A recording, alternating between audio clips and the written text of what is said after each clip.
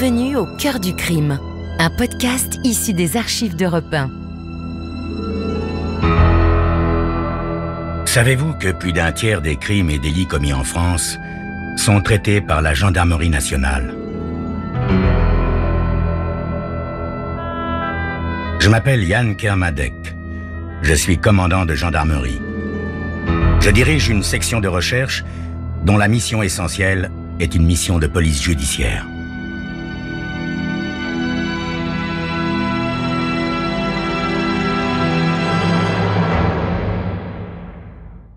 L'histoire que je vais vous raconter est une histoire vraie. Tous les faits sont réels et se sont déroulés en France. Seuls les noms des personnes et des lieux ont été changés.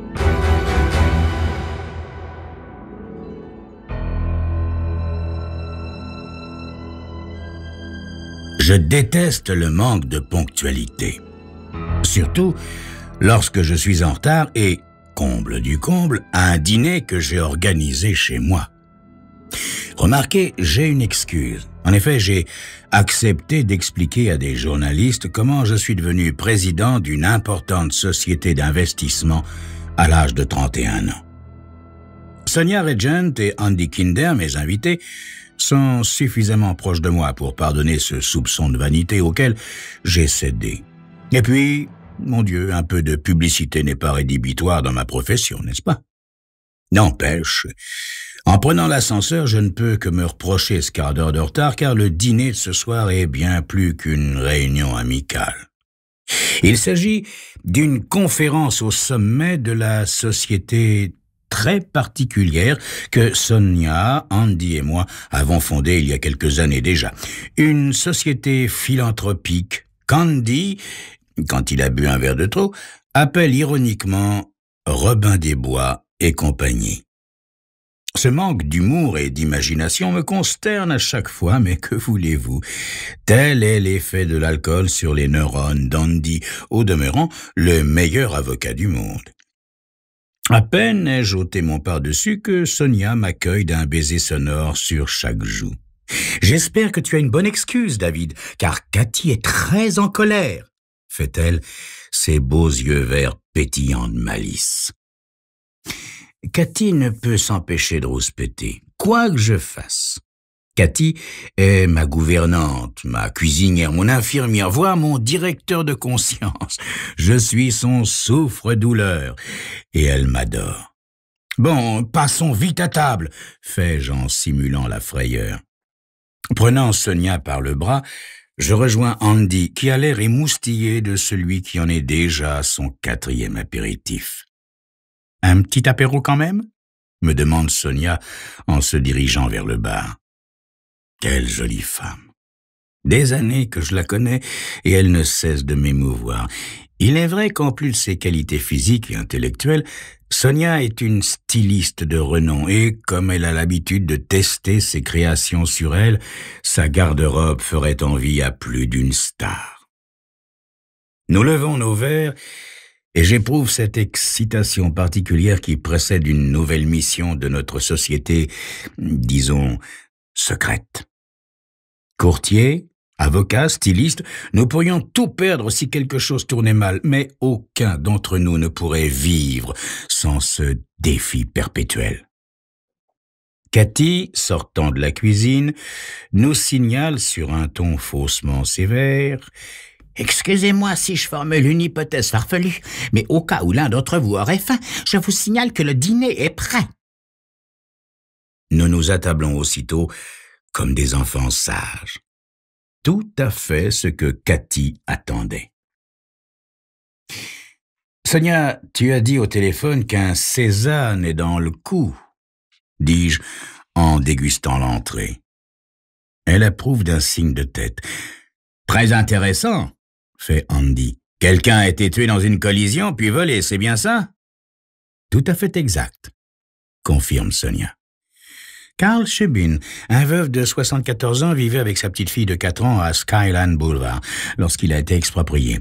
Comme il n'était pas très riche, il s'est chargé lui-même du déménagement. Il a entassé toutes ses affaires dans une vieille camionnette et s'est rendu à Los Gatos où il avait trouvé un autre studio miteux. Son véhicule étant plutôt lent, il a emprunté la vieille route en lacets, sa petite fille Jenny assise à côté de lui. Soudain, un inconnu lui est rentré dedans en voiture. La vieille camionnette a quitté la route et a heurté un arbre.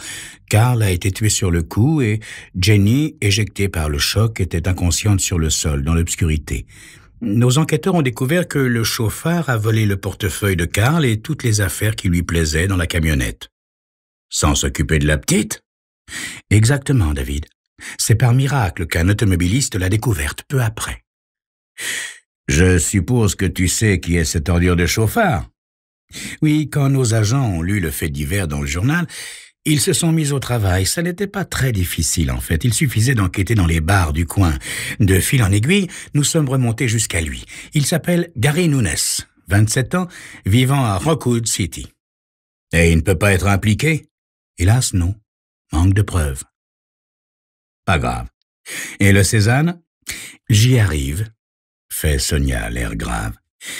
Carl avait un fils, Steve, une vraie petite fripouille. Quand celui-ci a été appelé, l'armée l'a envoyé en Allemagne, où il s'était pris d'une jeune femme, Frida. Elle est enceinte quand ils reviennent aux États-Unis, le service de Steve accompli. La mère de Jenny, je suppose. Tout juste, David. La mère indigne, car à peine Jenny venue au monde, elle disparaît dans la nature. Par dépit, Steve se saoule et esquinte quelqu'un dans un bar au point de se retrouver en prison. La petite est remise à la garde de son grand-père. Lors d'une visite, Steve lui demande de prendre soin d'un petit tableau. Le Cézanne. Élémentaire, mon cher Watson, le Cézanne. Un butin de la dernière guerre que Steve avait trouvé chez Frida, car curieusement, cette fripouille s'y entend en peinture. À tel point qu'il a recouvert le tableau d'une vague reproduction en attendant de le fourguer quelque part de crainte qu'on le reconnaisse et qu'on le lui vole. Nos agents ont fait du bon travail, Sonia. Nos agents font toujours du bon travail, David. Et aujourd'hui, c'est cet infect Gary Nunes qu'il possède. En ignorant sa valeur, s'exclame Andy. Je suis persuadé que cette andouille malfaisante n'a pas pris la peine de regarder ce qui se trouve derrière la reproduction. Le problème est de savoir comment récupérer l'œuvre, la renvoyer en France et réclamer la récompense. À propos, où se trouve la petite fille? Dans un orphelinat sur la presqu'île, répond Sonia. Comme son père en a pour 20 ans et que sa mère est Dieu sait tout. Bon, dit Andy. Je pense que nous pourrions placer l'argent de la récompense en dépôt d'une façon anonyme. Jenny pourra le réclamer avec les intérêts à sa majorité. À vue de nez, ça fera dans les 500 000 $. Une bonne pelote pour se lancer dans la vie, dis-je, en resservant de cet excellent Pomerol Lalande QV 64. Comment allons-nous procéder pour récupérer le Cézanne? Demande Sonia en me regardant. Et quand il s'agit d'une idée un peu vicieuse, on fait toujours appel à moi. Allez donc savoir pourquoi. Même si ça m'agace un peu, Andy n'a pas tout à fait tort en nous appelant Robin des Bois et compagnie. S'il n'avait pas un fond mauvais, Robin des Bois savait parfois se montrer particulièrement vache, comme vous le verrez dans quelques instants.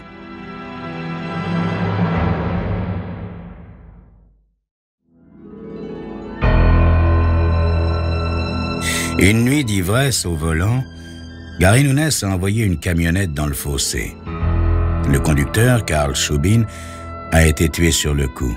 Jenny, sa petite fille de 4 ans, gisait inconsciente sur le bord de la route.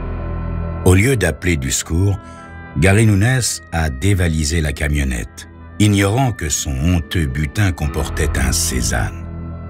Heureusement que Sonia, Andy et moi avons décidé de remettre les pendules à l'heure.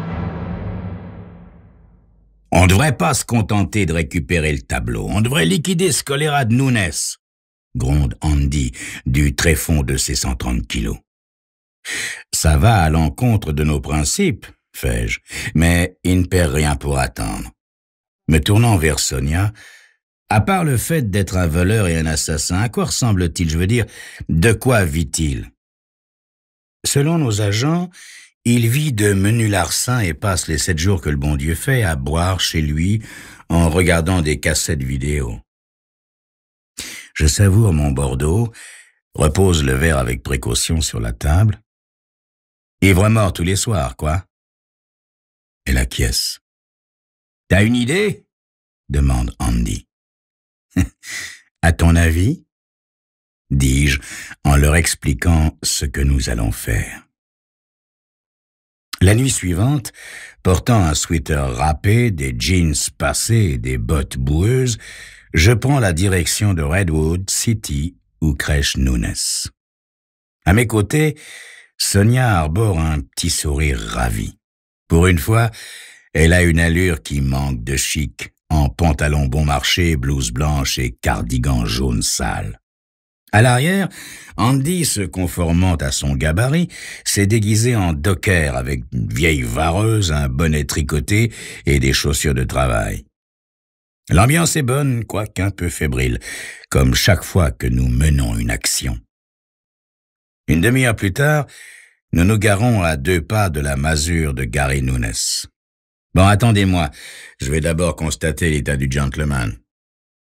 Me déplaçant avec précaution, je me dirige vers la seule fenêtre éclairée et lance discrètement un regard à l'intérieur. Affalé dans un vieux fauteuil, un type est plongé dans la contemplation d'un téléviseur. La lippe pendante, le regard vague, il semble s'accrocher des 2 mains à un verre de vin. Dans les gémissements d'un film douteux, il parvient à porter son verre à sa bouche et le renverse au prix d'un ultime effort, répandant une partie du vin sur son t-shirt. Il semble cuit à point. En effet, son menton tombe sur sa poitrine et il sombre dans une torpeur éthylique. Exactement ce que j'avais prévu.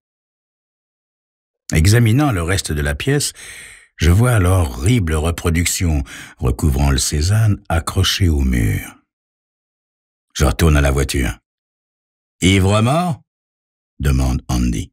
« Il marine on ne peut mieux dans son jus » dis-je en allant ouvrir le coffre de la voiture. J'enfile une paire de gants de caoutchouc, sors un pot de peinture, un pinceau, un marteau enveloppé dans les chiffons, ainsi que la trousse de maquillage de Sonia. « Tu y arriveras dans l'obscurité ?»« Fort bien, t'inquiète, » sourit-elle. « Bon, mes enfants, on y va. » Ma montre indique 11h10. Tout est désert. Parfait. Nous ouvrons silencieusement la porte du garage de Nunes et poussons sa voiture dehors, de sorte que l'arrière empiète sur le trottoir. L'aile avant droite porte encore des traces de peinture de la camionnette du vieux Carl. J'enveloppe le feu rouge arrière droit, ainsi que le pare-choc avec mes chiffons et donne quelques solides coups de marteau. Le phare et le métal sont cabossés de façon plus que convaincante. Je siffle doucement. Un instant plus tard, j'entends le bruit de pas de Sonia qui se dépêche sur le trottoir. Nous pénétrons dans le garage et ouvrons silencieusement la porte qui donne sur la cuisine, où règne une forte odeur de vinasse. Dans le living, j'abaisse le volet de la fenêtre et éteins la télévision qui passe effectivement un film douteux. Nunes, toujours vautré dans son fauteuil, est en train de ronfler comme un sonneur. Pas pour longtemps, car Andy lui donne un violent coup de pied dans les chevilles et lui administre une paire de gifles. Nunes se redresse en secouant la tête. « Quoi? Qu'est-ce qu'il y a ?» Sa voix est une vraie bouillie, mais il a repris conscience. Andy se tient au-dessus de lui, immense et menaçant. « Il se passe que t'as de gros ennuis, mon pote, » dit-il, l'air mauvais. « C'est à tire, la limousine? »« Ouais, elle est dans le garage, » bredouille-t-il. « T'as tout faux, mon pote. Elle est à moitié sur le trottoir, là où tu l'as renversée. »« Hein, quoi? Trottoir? Renversé? Qui renversé? Quoi renversé? Allez, debout !» gronde Andy en le levant comme une plume. Nous l'entraînons dehors. L'air froid et la surprise lui donnent un spasme de nausée. « Hé, pas de blague, hein! Attends de voir le reste avant de tourner de l'œil. » J'allume ma lampe de poche, éclairant Sonia, étendue à moitié sous la limousine. Elle est couverte de ketchup qui ressemble si bien à du sang. Un bras replié forme un angle qui semble bizarre. Sa bouche est grande ouverte, ses yeux sont vitreux. J'éteins la lampe afin qu'elle puisse reprendre souffle.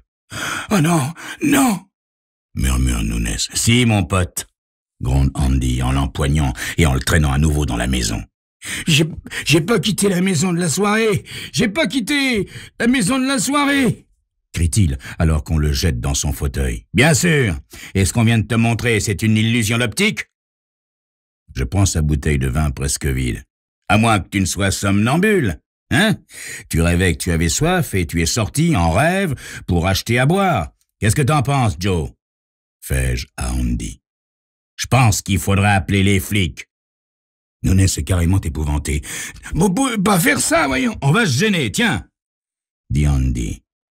En vrai guap qu'il est, Nunes commence à se ressaisir. Une lueur rusée naît dans son regard raviné. Écoutez, j'ai pas grand-chose, mais on pourrait peut-être s'arranger. Nous partons, Andy et moi, d'un grand rire. Non, écoutez, je crois que j'ai un truc de valeur. Ah ouais? Et quoi? Il se redresse d'un bond et va décrocher le tableau. Ça, c'est un truc de valeur. Il y a une vraie peinture derrière la reproduction. Regardez, dit-il en enlevant le cadre, la reproduction et en découvrant le Cézanne. Andy s'en empare sans trembler, le regarde en faisant la moue et le jette sur un vieux canapé. « T'as rien d'autre ?» Le sang-froid d'Andy me coupe les jambes. Je m'appuie discrètement au dossier du fauteuil, subjugué par le Cézanne. « Si, dit Nunes en sortant son portefeuille. « Tenez !» Andy compte $600. « C'est pas lourd. Et ça, c'est quoi ?» dit-il en montrant un diamant à l'annulaire de Nunes. « Ah, c'est la bague du type, là. La bague du type à qui j'ai pris les $, là. Le patron du car wash d'El Camino. Tenez !» Andy inspecte le bijou. « Ouais. Bon, je prends ça, les $ et la croûte qui est sur le divan. » Il réfléchit en se grattant le menton. « Qu'est-ce que t'en penses, Dave ?» me dit-il. « Ah !» fais-je bouleversé par le Cézanne. « Et la fille ?» interroge Nunes à cet instant. « Quoi, t'as une copine ?» demande Andy en poussant l'audace très loin. « Non, la fille, enfin, je veux dire, la fille qui est sur le trottoir. »« Ah ouais, la môme que t'as tuée. Ouais. Comme on t'a soulagé de bricole pas très honnête, on a intérêt à faire disparaître les traces de la transaction, me semble-t-il. On embarque la môme et on la jette à la flotte, ça te va? »« Ah, ben oui. »« Seulement, il y a un os. »« Hein? Ben oui. Il y a des traces de peinture de ta bagnole sur son visage et son épaule. Comme on n'a pas de poids pour la lester, elle remontera à la surface tôt ou tard. Et il n'est pas dit qu'on n'appellera pas les flics. Ça dépendra de notre humeur. Allez, lève-toi. »« Mais vous m'avez promis. Lève-toi !» Nunes se lève en tremblant et Andy lui flanque le plus bel uppercut de l'histoire de notre association. Cela fait, il prend le Cézanne avec tendresse, jette la bague sous le divan et me dit le plus naturellement du monde « Si nous allions prendre l'air, mon cher David, je pense que ça ne nous ferait pas de mal. » Comme chaque fois que nous menons une action, j'ai donné congé à ma chère Cathy, heureusement, car elle me rendrait son tablier si elle nous voyait affublés de nos nippes. Nous contemplons religieusement le Cézanne en dégustant un vieux Bordeaux. « Tu permets que je donne un coup de fil ?» demande Andy en se levant subitement. « Un oubli. »« Je t'en prie » fais-je, sans quitter l'œuvre des yeux. Andy décroche et compose un numéro. « Allô ? Allô, commissariat du 87e ? Je vous téléphone à propos du hold-up du car wash d'El Camino.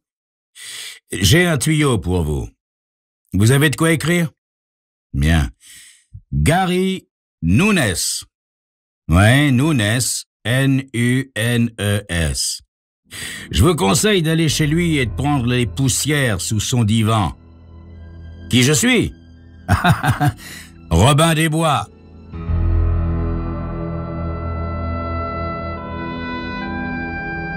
Vous venez d'écouter Au cœur du crime, un podcast issu des archives d'Europe 1. Réalisation Julien Tarot. Production Estelle Lafont. Patrimoine sonore Sylvain Denis, Laetitia Casanova et Antoine Reclus. Promotion Marie Corpet. Au cœur du crime est disponible sur le site et l'appli Europe 1.